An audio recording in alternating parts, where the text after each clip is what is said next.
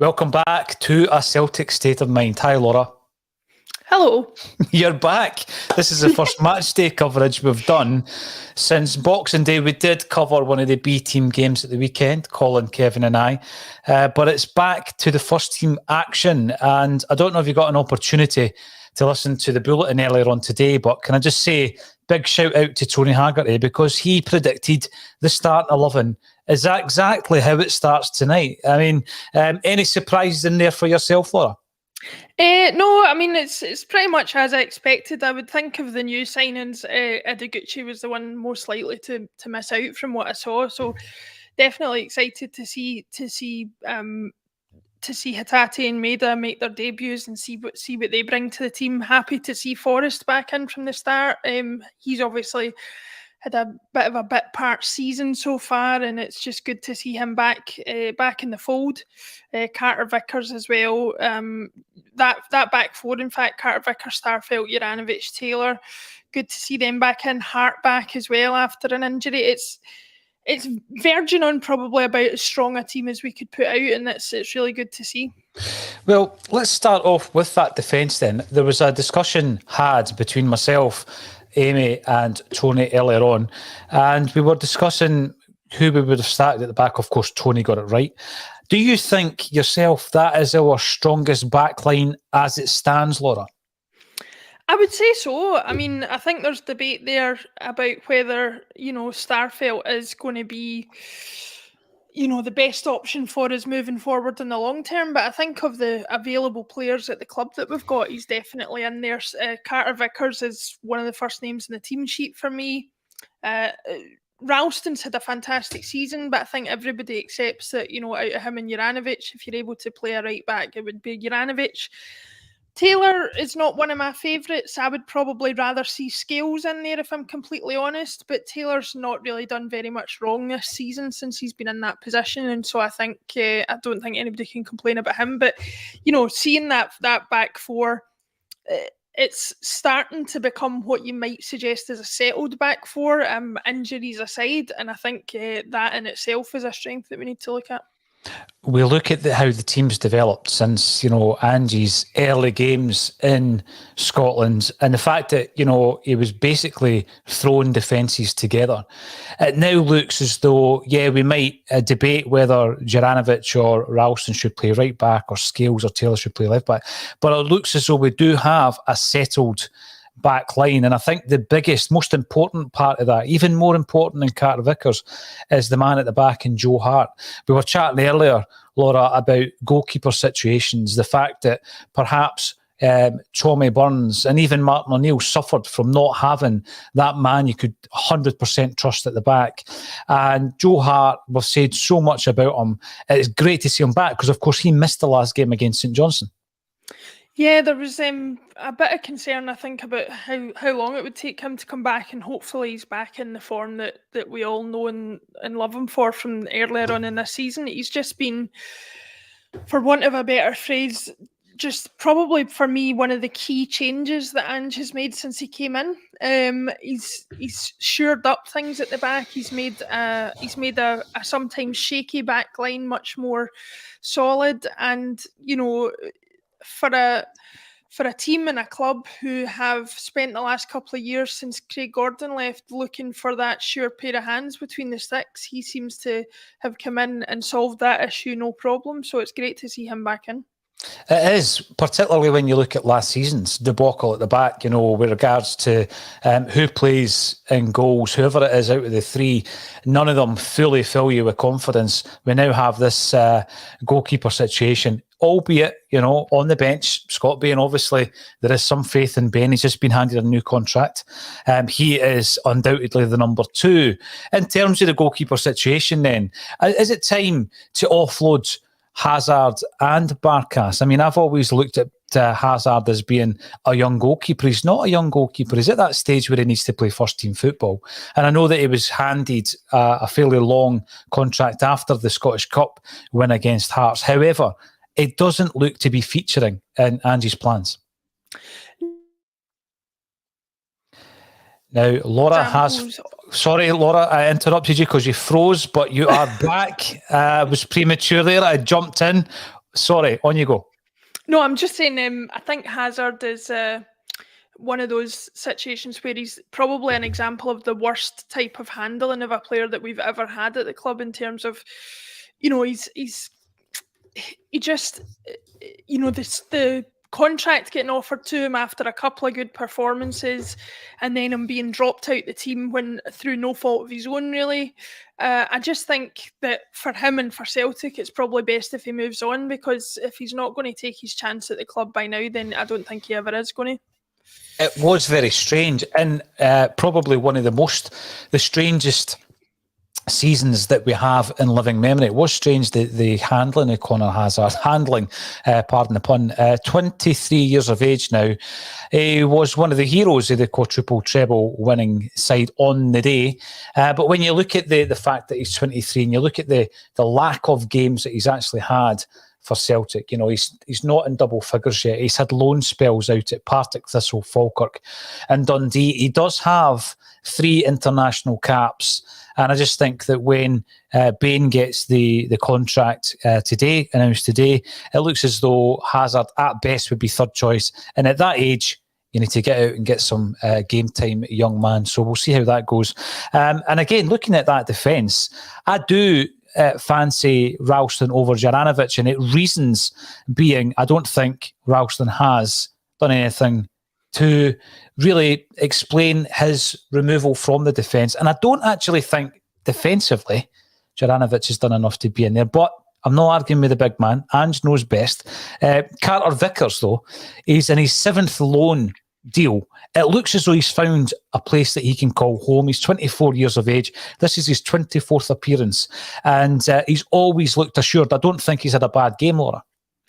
No, he's been a really solid addition. He's one of those players who kind of came into relatively little fanfare, and somebody who, I wasn't particularly enthused by his arrival, wasn't particularly excited about it and didn't really know very much about him. But as soon as I saw him play, I thought, we've got a solid addition here. We've got somebody who, ironically enough, given his relative lack of experience, looked like he was bringing a lot of experience to the team, and made the players around him look better, which is always a sign of a good defender, I think. So, and I think him and Hart specifically have built up a good relationship that they've thankfully managed to maintain, because unlike a lot of other players in our squad, he seems to have remained, touch wood, relatively injury-free this season as well. We're in the midst of the transfer merry-go-round, Laura, and there has been a lot of interest in Hibs, potentially their star man in Martin Boyle, who starts again tonight. He is a danger man. Greg Taylor looked after him pretty comfortably in the cup final, though. Do you think that is in Ange Postecoglou's mind? I know that you fancy Liam Scales at left back, but Taylor dealt with him particularly well, didn't he? I'm glad when you said about Liam Scales there that you added in at left back. That was saved me a bit of embarrassment there. But no, it was. I think with Martin Boyle, it was one of those things where he was a player that we were all worried about at the cup final, that he was going to cause us issues. He's been a fantastic player for Hibs this season. I know he's been in my fantasy team for a lot of the season. He's definitely one of their key players. But he's one of these players as well. If you can figure him out, if you can isolate him, you can very much keep him out the game. And with him often taking up wide positions, a bit like Abada in our team, to be honest, with him taking up so many wide positions, if you can isolate him, you can pretty much make sure the game passes him by. And if we can do that again tonight, and like you say, if Ange is thinking Taylor managed it really well in the cup final and he'll manage it again tonight, then we've got nothing to worry about. We just hope we can see the same performance again. Yeah, without a doubt. Thanks everybody for getting involved in the live stream. We are going out live on Facebook, on several channels, on LinkedIn, YouTube, Twitch, and also on Acsom's Twitter page. Marky Boy comes in. We will be looking at the bench, Marky. Finally have a bench with added depth and quality, which we've been crying out for all season. Yeah, Tony, Amy and I were talking about this earlier. For potentially the first time, Laura, we're going into a game and Ange will be confident with every single player in the squad, including the bench. He really has had a makeshift job most weeks, hasn't he? He really has, and that's been the big worry going into most matches. I can't count the number of times that on the match coverage we've all said, if things don't work out in the first half, the big problem's going to be what do we do in the second half? Who do we bring on? Who makes the difference? You've got plenty of difference makers on the bench there tonight. You've got Scales, you've got Jota, you've got Johnston as well, and you've got some solid sort of defensive players there in Ralston, Welsh, and Gucci as well. So there's plenty of options there, plenty of ways to change things up, not in terms of personnel, but in terms of shape as well. And that's all you're looking for in a bench is players to come on and offer something different, but not necessarily drop the standard. And I think that's what we've had a problem with in benches in recent games in the first half of the season anyway, is it's not just about whether you've got the options there, it's about whether those options actually keep up the standard of the players that are on the pitch. And too often we've been replacing a better player with an inferior player, either because of injury or just tiredness. And so the option tonight to have players that you come on that you feel are good enough to fight for a place in the first team is a refreshing change. It definitely is. Ewan Boy, Martin, you were on Acsom yourself just a few weeks ago. Hopefully you can join us for a game in the future as well. Juranovic is simply a better player than Ralston. Colin Watt and I have had many a ding-dong about Ralston. I think Colin now accepts that, yes, he is definitely a first-team player. And how much of a luxury is it, Laura, really, going back to what we just said there, that we've got two right-backs to choose from? I mean, at the beginning of the season, Ralston's thrown in at right-back because he's the only one we had.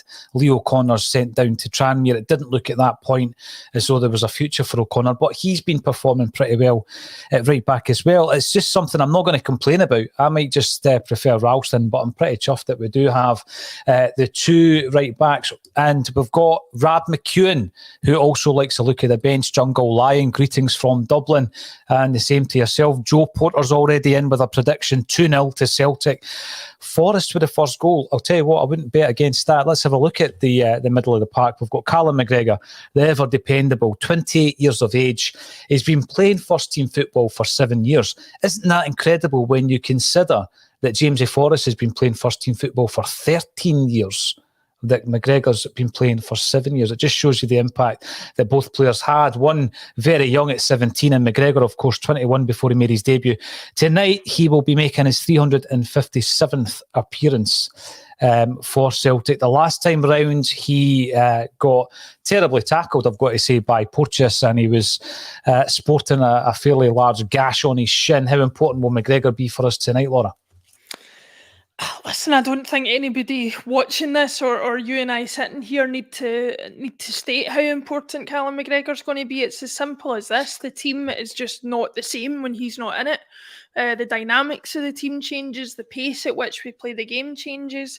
And I tend to feel like, I don't like to speak in generalities like this, but we tend to lose a little bit of heart when McGregor's not in the team. He just seems to have that fight about him, that determination, and brings a bit of groundedness to a team that is so often, much more about, or certainly in recent times with Ange, a lot more about flair and excitement. He brings that central engine to the team that's really something that needs to be there to be built on. So the team is just quite simply a better team with Callum McGregor in it, and so to have him back is obviously a good thing.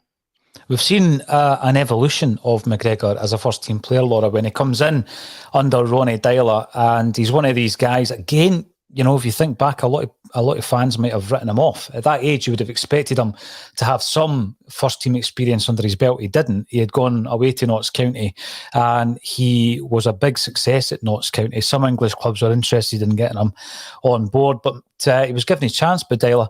He's a different player now, isn't he? And he was a different player under Brendan Rodgers as well. Yeah, I think he's strangely, as he's got older, which is kind of the opposite of the way that it usually works with midfielders, but he seems to have added more to his game as he's got older. He was primarily a more attacking player, I think, when he was younger, but he's certainly been able to play a bit deeper and sometimes play in the defensive midfield role or box to box and that kind of thing. And I think he's just shown that while he's far from what you would call a utility player, he's got so many strings to his bow that he's always got something to offer, and it means that no matter what role he's playing in the team as well, he can still, use those multiple skills that he's got to break up play or to create play when we're in possession, to add a few goals in, which he does more and more now.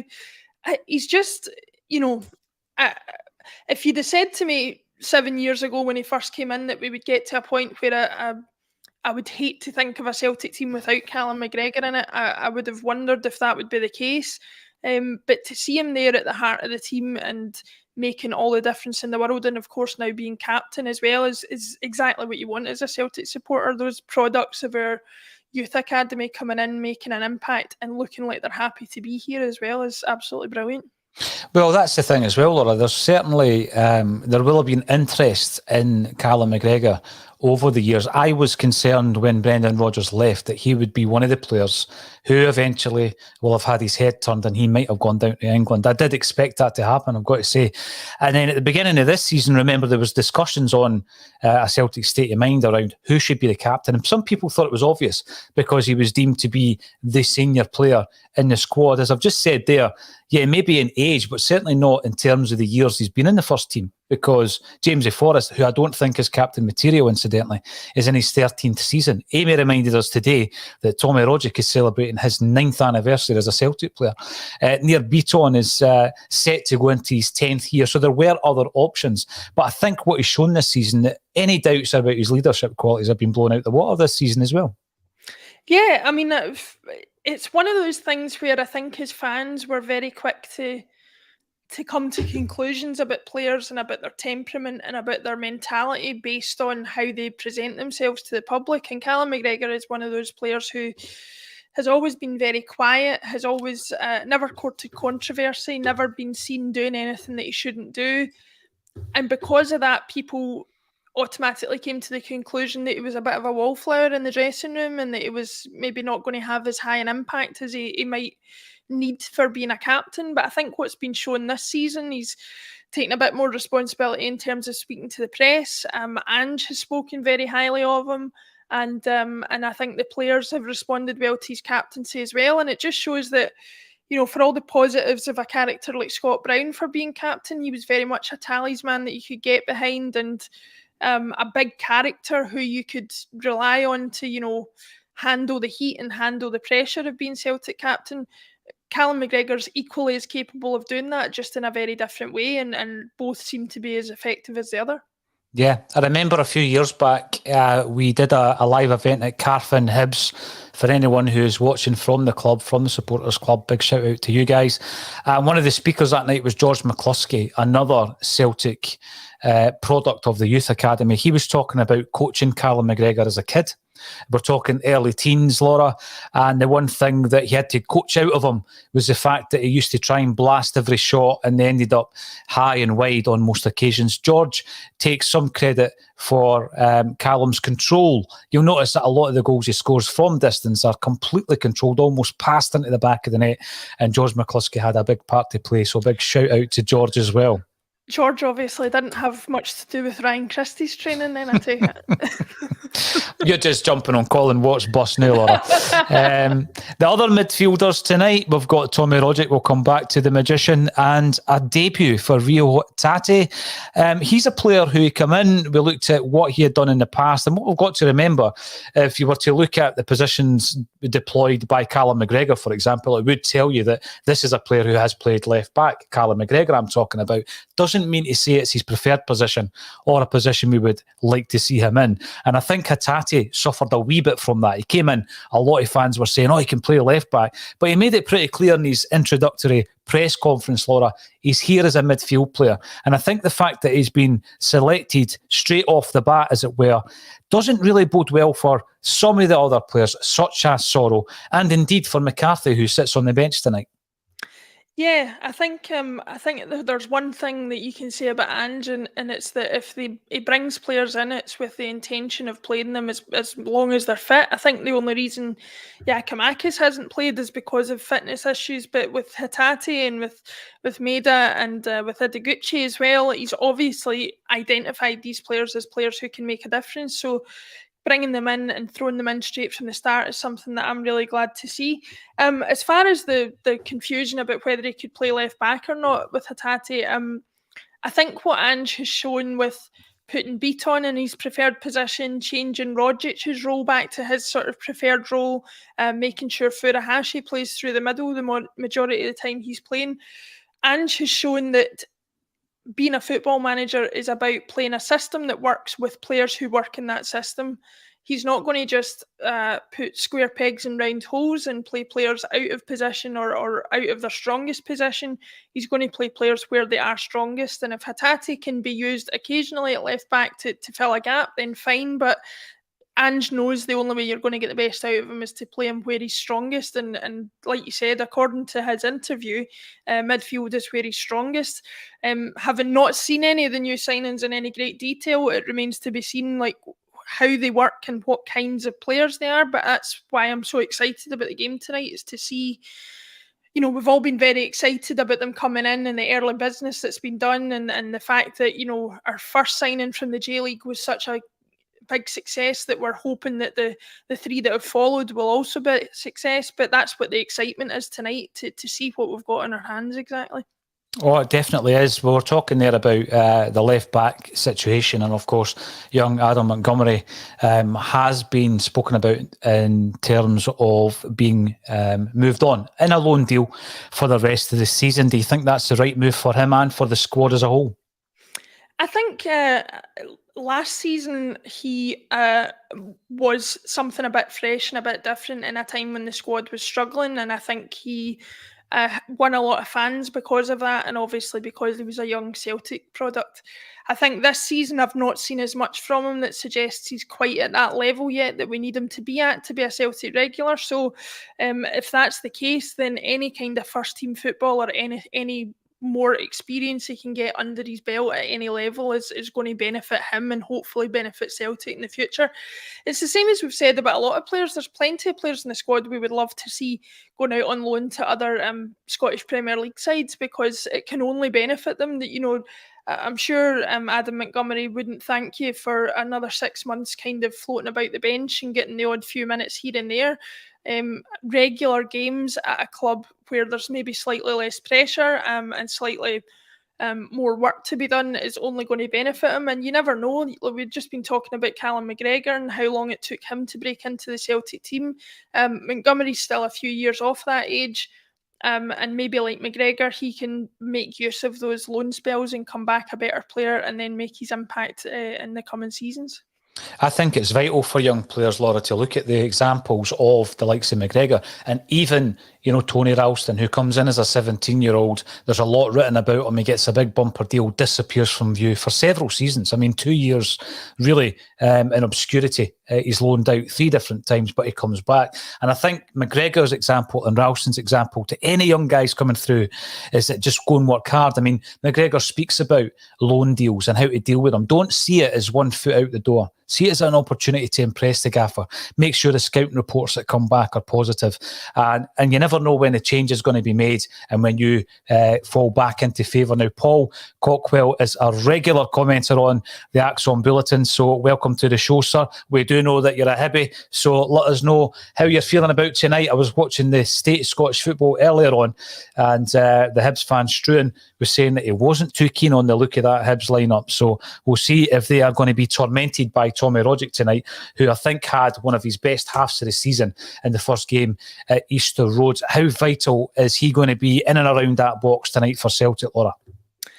It's a strange thing, you know. If you'd said to me at the start of this season that would be post-Christmas talking about how vital Tony Ralston and Tom Rogic are to the Celtic team, I'd have probably laughed. But Rogic is, I've said it a few times now, but he's probably having his best season in a Celtic shirt this season. He's the, I want to say the word anchor, but he plays a bit too advanced for the normal use of that word. But he's certainly the centre around which a lot of our play gets built. You know, those mazy runs that he makes scoring goals are not the only part of his game. He connects so much of that forward play around the box with all the forward players. And I think he is like Ange's lieutenant on the pitch, really. He knows what Ange is wanting the team to play like. He's played under him with Australia. They know each other really well. I would say he's a major part of the success that Ange has had so far in getting the messages across to the player that he needs. And then obviously Tom Rogic on his own has, heaps and heaps of ability that he brings to the team as well. So, those two things combined mean that, a team without Tom Rogic this season at least is quite the same as a team without Callum McGregor as far as Celtic's concerned. It's just a worse team without him in it at the moment. I think back to last season, Laura, and on one particular occasion, which I went on about probably for weeks afterwards, we were playing with 3 number 10s, and all 3 of them were all standing within 5 yards of each other, waiting for a throw-in, almost as if they didn't really know where they were meant to be and what the game plan is. Tommy Rogic, now compared to then, is a completely different beast.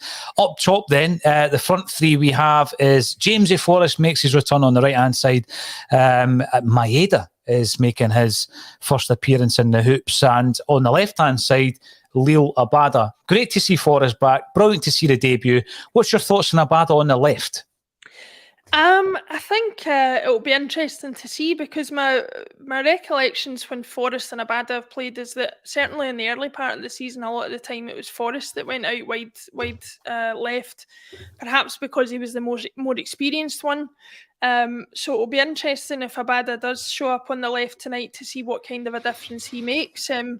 We talked before about Martin Boyle and his impact on the game. Abada can suffer from, games passing him by. So hopefully, being out on the left-hand side, but being a predominantly right-footed player, he'll be able to cut inside and maybe make a bit of a difference in that kind of way, having to play slightly differently to the way he would on the right-hand side. So as the same with every player I'm watching tonight, and the fact that we've had no football for such a long time, I'm just as excited to see what he can bring to the game as I am anybody.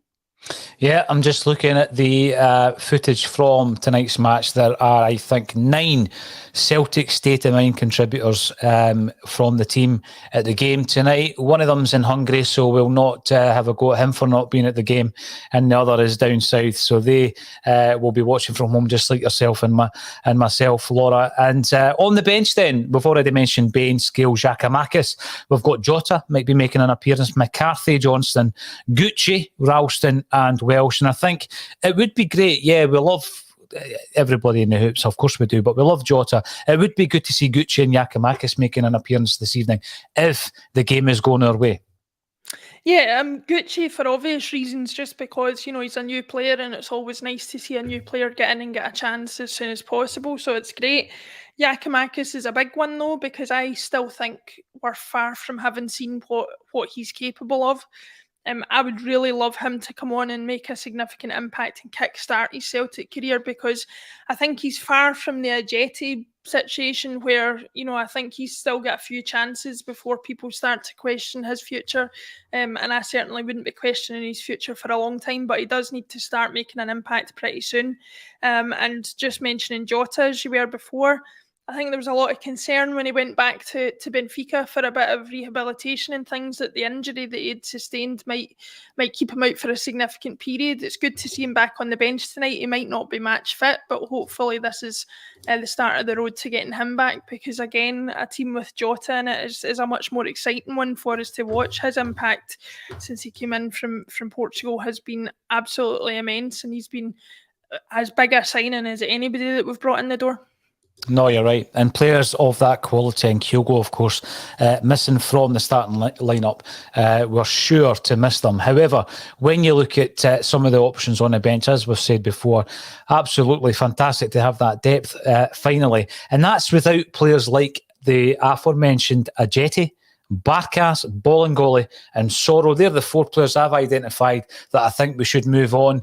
Laura, when you look at the fact that they're not in the squad tonight, do you think the writing is on the wall for all 4 of those players? Is there anyone who can be saved of the 4?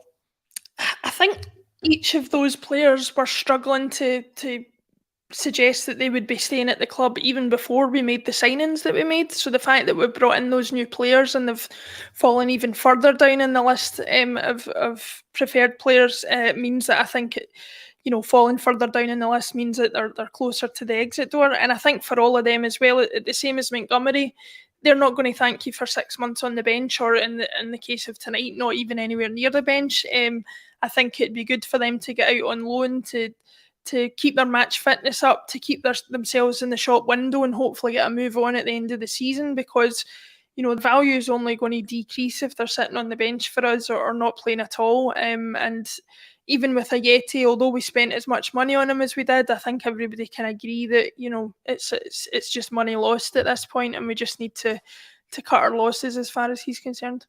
100%. The game is about to kick off, Laura. Let's go and join the action. We'll be back at half-time, of course. Thanks, everybody, for getting involved in the comment section. Once again, thank you, Laura Bradburn, for joining me on a Celtic State of Mind's Match Day Bulletin.